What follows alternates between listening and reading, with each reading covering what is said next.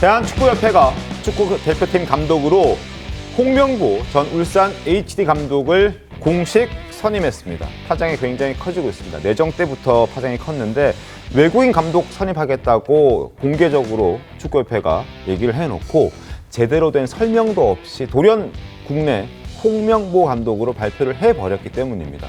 과묵했던 박지성 전북 현대 디렉터도 입을 열었습니다. 목소리 들어보겠습니다. 우리가 이거밖에 되지 않았나라는 생각이 가장 먼저 들었고, 도대체 왜 이렇게 될 수밖에 없었던 건가에 대한 아쉬움이 너무나 커서 축구인으로서 너무 슬픈 상황을 맞이하고 있고 마음이 상당히 아픈 상태인 것 같아요. 2002년 월드컵으로 인해서 한국 축구는 상당히 많이 변했고 또 앞으로 상당히 많이 변해갈 거라는 기대가 있었는데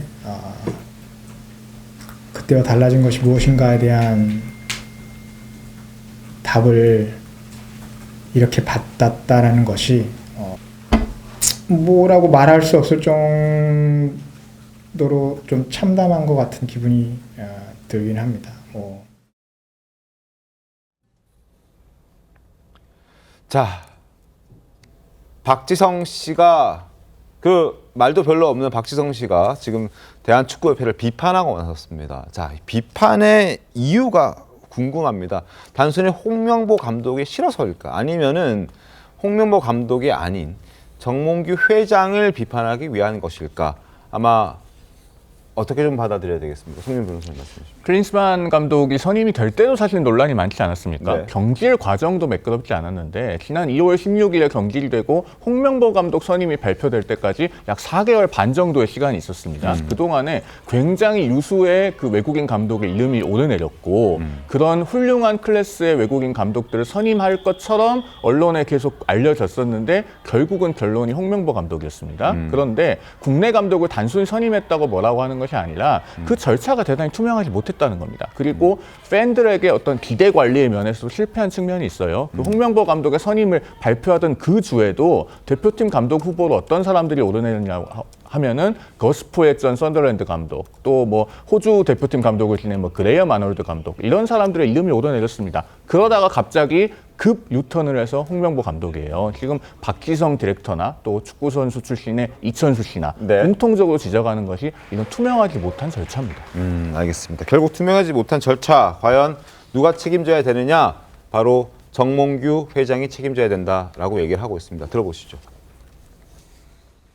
결국 회장님이 스스로 선택을 하셔야 될 상황이라는 것만은 분명한 사실이고, 다른 대안은 있느냐에 대한 부분도 고민을 해봐야 될 부분이어서 결국 지금 당장 뭔가를 해야 한다는 것보다 결국 어떻게 장기적으로 이 협회를 바라보는 시선들을 어떻게 재확립시키고 신뢰를 어떻게 심어줄지가 가장 우선시돼야 되는 부분이고, 그 상황에서 그 답이 맞는 거라면 그렇게 해야 한다는 것에서는 뭐 의심의 여지가 없을 거라고 생각합니다.